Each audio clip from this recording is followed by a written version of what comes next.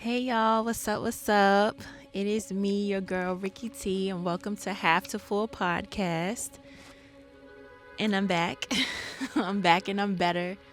I know you've been wondering where I've been, but I'm here and I'm about to tell you about my journey and what's been going on. So, questions around that's been going around is when are you coming out with the podcast? What's taking you so long? And da da da da. But honestly, I've been in my own personal healing journey, and it's just been me and my time, just being in private and working on some things within myself, some mental health, you know, things have come across, and just working through childhood things, and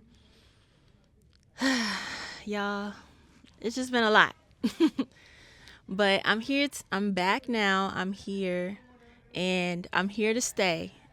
And God has really been my refuge in this process. He's really been my rock in this process, and I can't stop because he's been, holding me accountable. Like, you can't start something and stop it. You have to keep going. So I had to make a decision to keep it moving and keep going. First things first, I just want to thank all my supporters and all the people who love and support me, and that's been with me on this journey.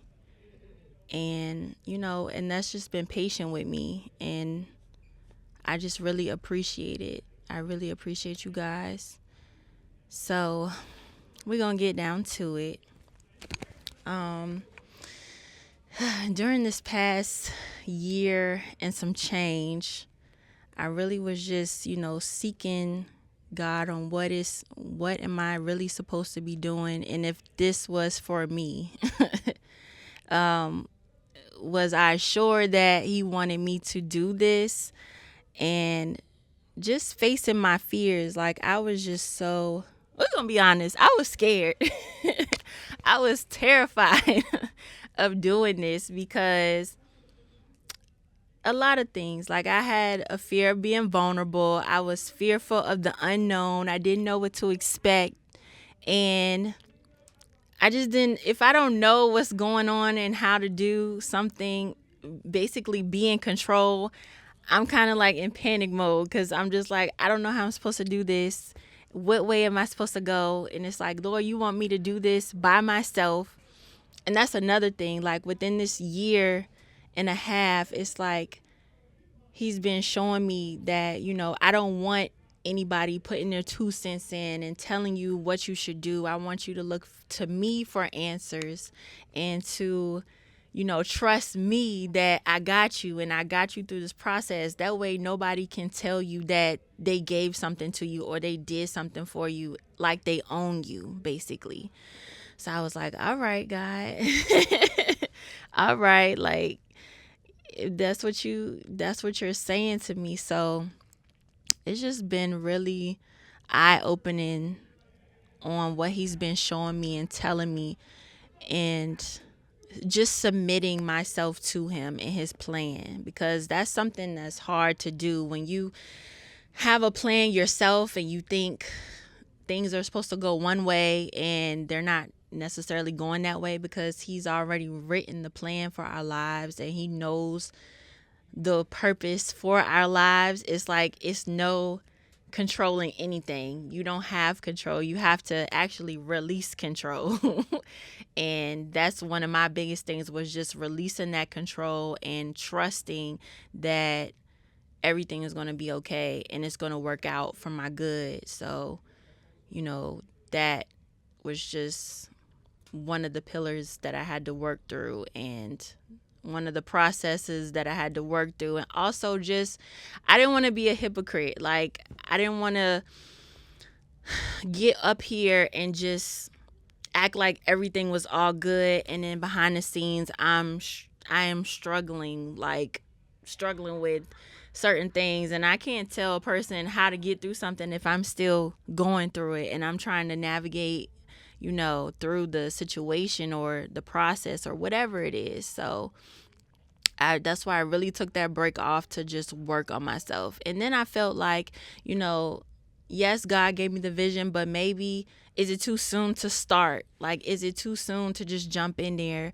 Was it the right time to do this? Because I really wasn't ready. I wasn't ready for what came with this. And I had to work through some insecurities and shyness and everything, like, and just being vulnerable. I'm not used to being vulnerable around people I don't know. I'm not used to it. So it's a process for me, and just people, I was afraid of, the perception of what people may think. We can say that, I don't care what nobody thinks about me, but at the end of the day, you do care what people think about you and how you're perceived.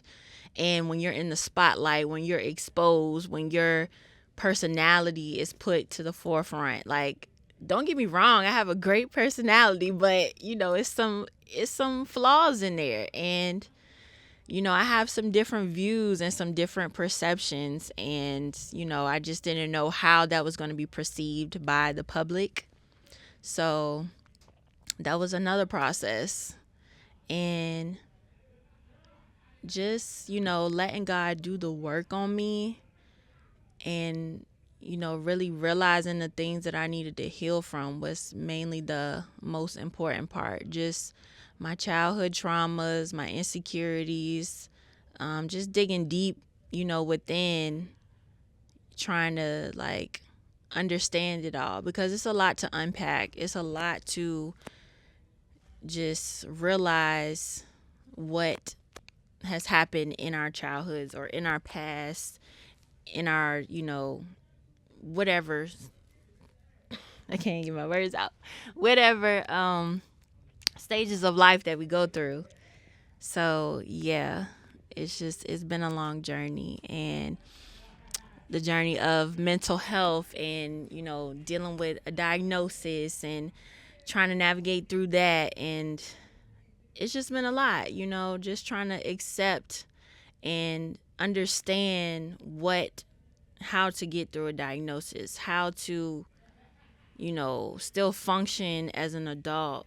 And mental health is just not talked about enough in our community, but it's just very important. It's so common for one to, struggle with anxiety and depression or PTSD or, schizophrenia or whatever the case is. And you don't necessarily know how to navigate through that.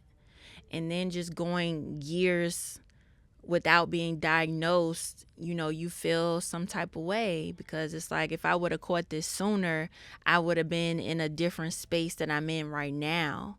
So, yeah, it's been a lot of trials, a lot of tribulations, and I'm still navigating, but I can say I'm in a much better space than I was. But I feel like my battle with mental health had to happen to give me compassion for doing this, and to helping other people, and to encourage other people that, yeah, you might be going through a state of depression, or, you have anxiety, or you're just mentally not there right now, but it's okay. Like, take that time for yourself, get the help that you need, use the resources that are around you, talk to someone. I had to learn how to talk to someone, go to therapy, and just, figure this thing out. Get you a community who love and support you and want to see you do well, want to see the best come out of you. So all those things are important. But yeah, that time was very dark. And I'll touch on it a little bit, I'll be open about it. But last year, like around August or so, I went through an episode of depression. I was struggling so bad with depression, just due to grief and life circumstances, and just stress and stress in my environment, things I could not control. And honestly, I've been dealing with depression for a long time, kind of like long as I can remember, without really realizing it because I was high functioning. I was really high functioning. I was just knowing to, you know, keep going, keep moving, keep going through life, keep going to work, keep, doing my everyday routine, not knowing that, I was struggling with depression, and it would just be these waves of sadness, and I didn't understand really what was going on. I just knew that in those moments I was just really sad. And but I could still just get up and move like nothing's wrong. Like I just was good at pretending. Like I was good at keeping a straight face and saying that I'm okay, knowing I'm not really okay.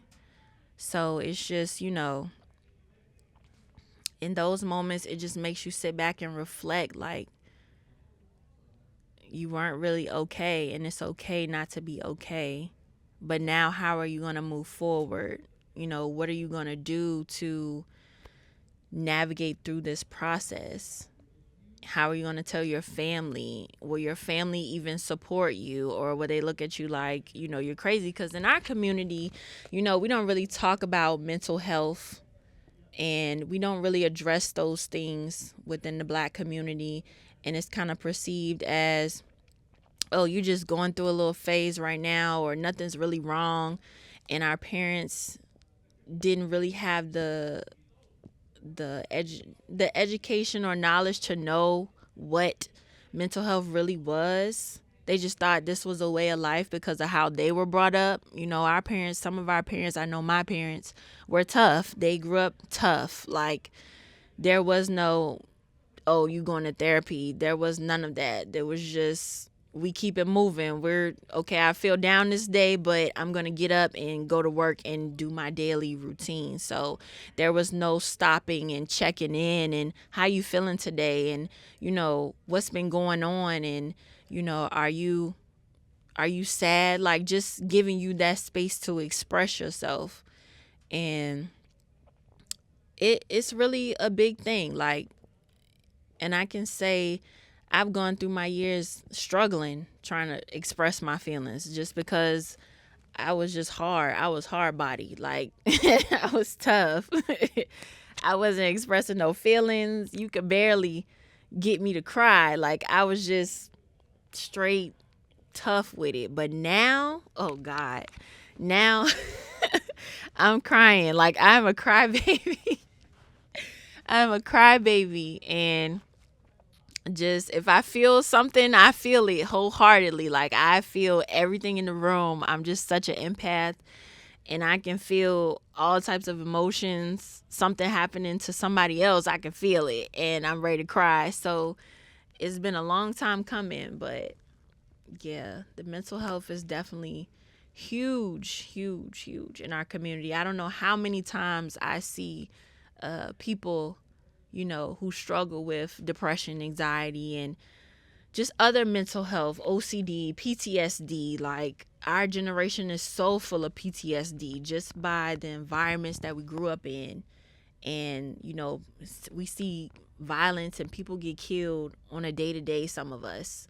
So it messes with your mental. It messes with your mental. Or your family, your parents have been abusive to you, or you've been abused by your siblings. Those things, it's like the smallest things that we think are no big deal, can cause the most trauma.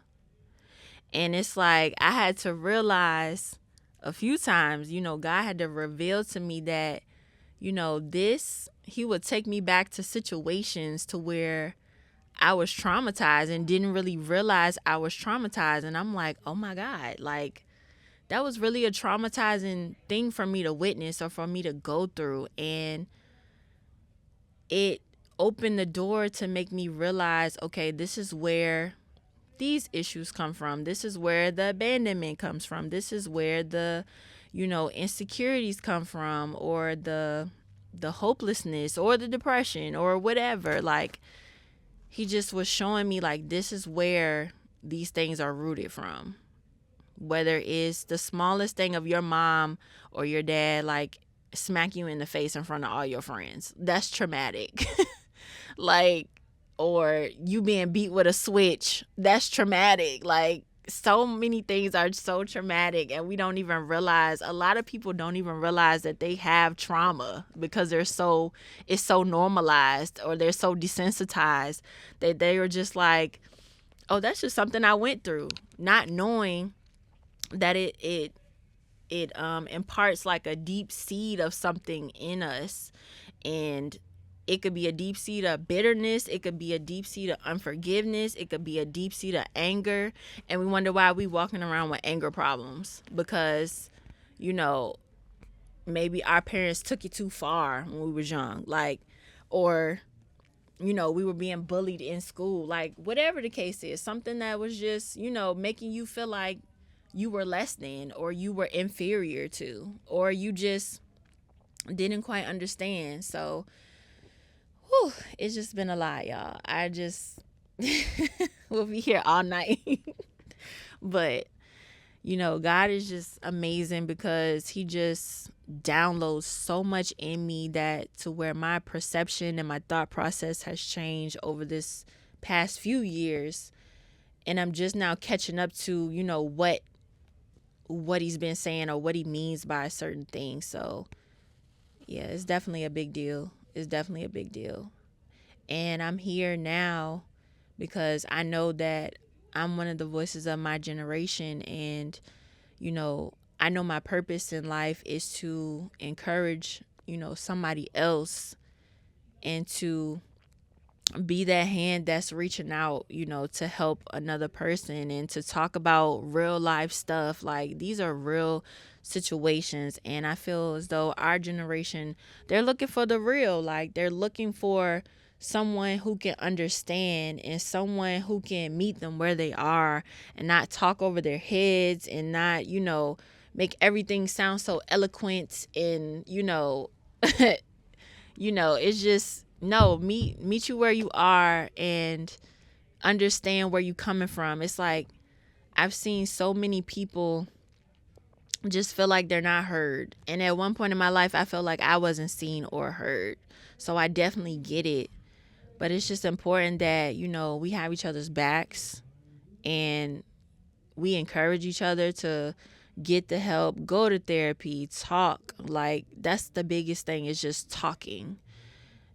And that's like one of the main reasons I'm doing this podcast, is so like we can talk it out, and we can express those emotions. We can open the door for people to just tell their stories, and tell their testimonies, and be comfortable, and be free, and be safe, and, you know that this is a safe space. You know, my goal is to create a safe space for people who never felt safe. So yeah. And, you know, another thing that I kind of been facing was just going through grief. Grief can hit you in so many ways, so many aspects. You know, a few years ago I lost like maybe 4 family members in a year, and it was rough. It was very rough, and I was kind of desensitized to it, because I'm just used to people, you know, passing on, and you just don't really process it in that moment. But it's like later down the line, you start to process things, and you like, dang, that person really is gone. They're really not here anymore. I can't call them. I can't touch them. I can't, you know, tell them I love them again. And once it's final, it's final, and it's final. So yeah, grief, it comes in all different forms. Everybody processes grief differently. And I've noticed the way that I've processed it was, it doesn't really hit me until after the fact. Like, I can go through the death happening and the funeral and all of that, but it's like maybe months later it'll hit me, to where I finally break down and burst into tears, or feel a type of way that, you know, this person really is gone. So yeah, it's just important. And also, it's important to not hold grudges and hold on to unforgiveness, because you just don't know a person's day nor time on this earth. And the last thing you want is to, someone leaving away from here and you didn't get a chance to make up with them. And that's happened to me. I lost one of my uncles, and it was really hard for me because the family and him were not on the best of terms. I wasn't really, had anything against him, but we just weren't on the best of terms. And, his time had ended on this earth, and it was kind of like rough because we never got that time to like say I love you and say, sorry, and put the past behind us. So that hurt me deeply. And then what made matters worse, I went on to like Facebook, and I'm just scrolling. I don't get on Facebook like that. But I just get on Facebook, and I'm scrolling through my messages, and I find this message from him from like 2013. And I'm like, oh my God, like this man reached out to me and, asking me how I'm doing and, trying to reestablish a connection with me, and I missed it. So that was so heartbreaking for me. It was so heartbreaking for me. And it's just like coulda, woulda, shoulda. But it's like I can't stay there because it's over. Like it's done with now. It's nothing I can do. But that's why I say it's just always just make up. Like make up. Don't hold grudges with people. You got family that, you're not on good terms with. Figure out a way to talk to them. Pray on it. Talk it out and forgive. Like forgiveness is so important. And a lot of us walk around with unforgiveness in our hearts because of what someone has done, what people have done, what our parents have done, what our friends have done, with, traumatic situations, whether we've been assaulted or molested or whatever the case is. It's just we've all been through we've all have a story. I'll just say that. I'm not going to say we all, but we all have a story. But forgiveness is just so important because you don't want that taking over you. You don't want it causing problems in your body because you can get sick from, not forgiving people. Why do you think people have heart attacks and they struggle with certain cardiac problems? Because it's a heart issue. Like unforgiveness is a heart issue.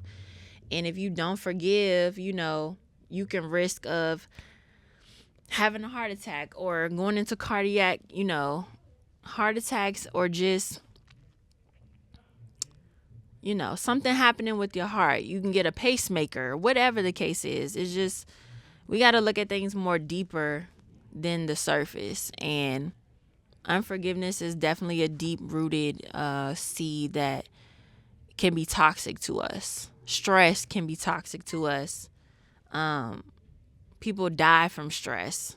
Stress triggers other health problems, and instead of us, we have these vices that we go to, but the vices really don't help. They only help for the moment and not for a long term. So I had to realize that too. I have my own vices, and I can't sit up here and say that I was perfect. I had my vices. I was drugging, I was drinking, but to numb the pain, to numb what I thought would help me get through things, but it wasn't helping me at all. So I had to cut that out. Like I had to cut it out. I had to make a choice. I had to make a decision to where, do I care about my health or do I care about these vices? So yeah, that's the journey that I've been on, and just making a conscious decision on what stance what side I'm gonna be on, what stance do I want to take. And it's been a journey, y'all. It's been a journey, and I know, but I know it's all worth it. It's gonna be worth it in the end. And yeah, it's a lot. It's a lot. Honestly, sitting up here, I just feel so many emotions right now. Oh, because I honestly like wanted to walk away from this. I did not want to do this. I did not want to do this. I was wrestling with God like I don't want to do this. I don't think I'm good enough. I don't think I'm worthy enough. I don't think I'm just I just I was just wrestling like so scared, but it's like now he's just like do it scared. Do it scared. And I'm doing it. I'm doing it because, it's all for him to get the glory. It has nothing to do with me. Oh, it's not about me, and once you realize that, it just makes the process a little bit easier that it's not about you and people's lives are at stake. It is. People's lives are at stake.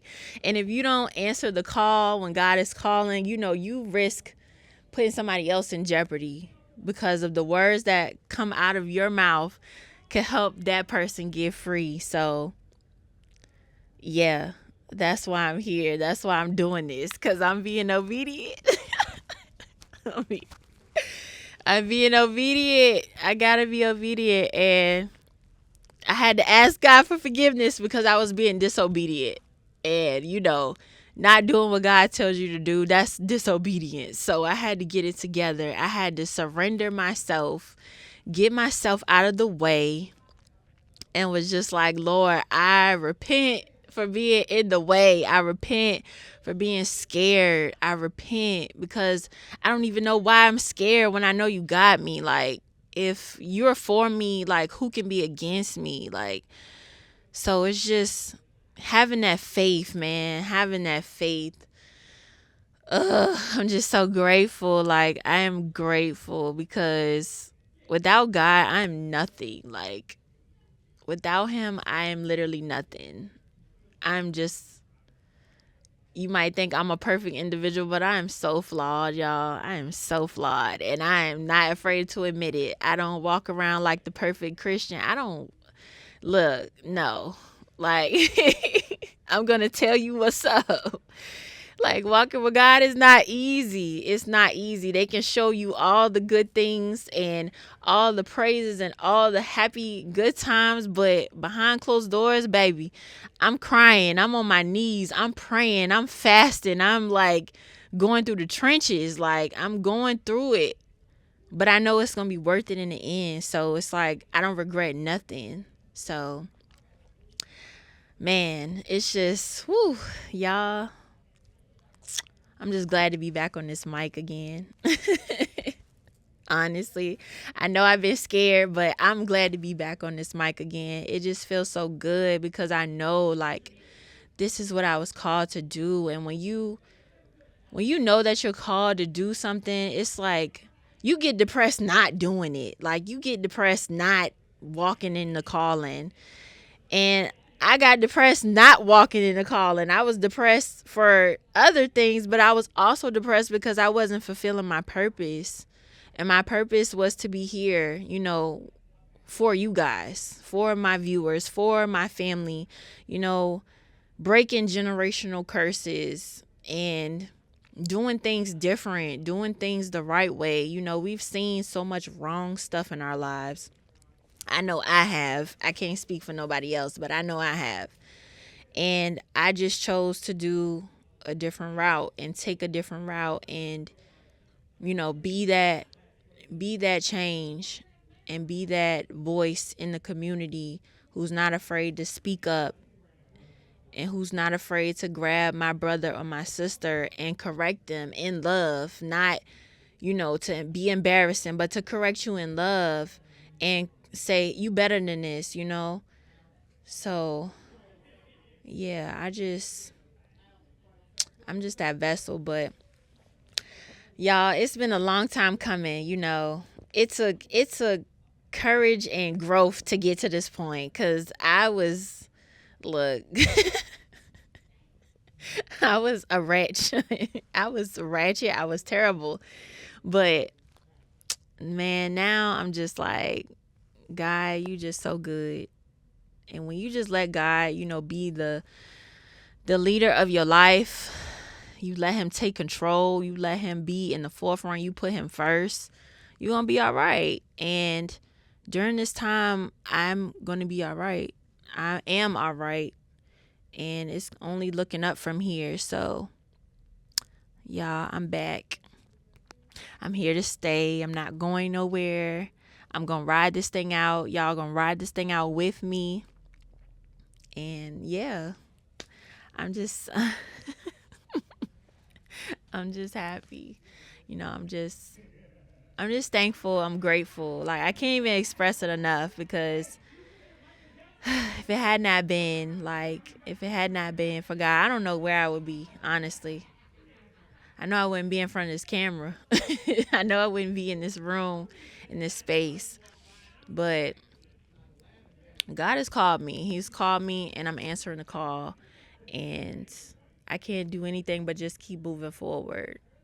My voice is my weapon, and my voice is my weapon. There's power in my tongue.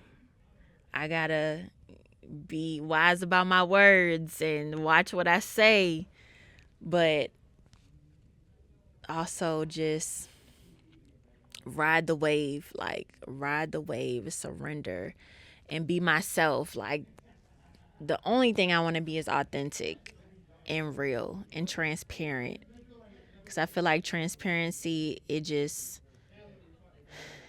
makes you more authentic. And what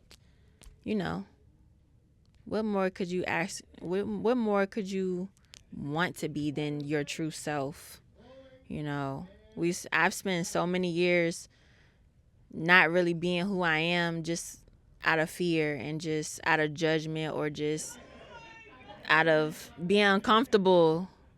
But now it's just like I'm embracing it. I'm embracing every aspect of me, every flaw of mine, every beautiful part of me, and just being that light, just being that light in the world, being that light, being that vessel, being that person that just can be an impact. So, yes, y'all. This past year and a half, 2 years has been very challenging, very tough, I can't even describe it, but it's just been very mature, because it made me mature, very growth, growing through it, those growing pains, and finally becoming, who you were called to be. So, yeah, it's only up from here. And yep. I don't know what else to say. I think I ran out of things to say. But, y'all just make sure you tune in. You like, share, subscribe to the Half to Full podcast, to the YouTube channel. My Instagram is Half to Full podcast. My actual Instagram is... What is my actual... Hold on. What is my actual Instagram? Jesus, crazy. I don't even know my Instagram. Oh, Ricky Iman is my Instagram. My first and middle name is my Instagram. And yeah, just be on the lookout for seeing more of me talking about more deep topics. If you're not deep, get off the channel, because we get real and we get deep over here. If you're not ready for, to face things in your life, then this might not be the podcast for you. But if you're ready to be encouraged and get your cup filled when you come on here, then this is the place for you. And I welcome you. I love you. If you need me, I'm here. If you want to inbox me questions, inbox me on the page, the Half to Full podcast Instagram, and I will answer your questions while I'm on here, while I'm filming. So I love y'all, and I'll see you next time.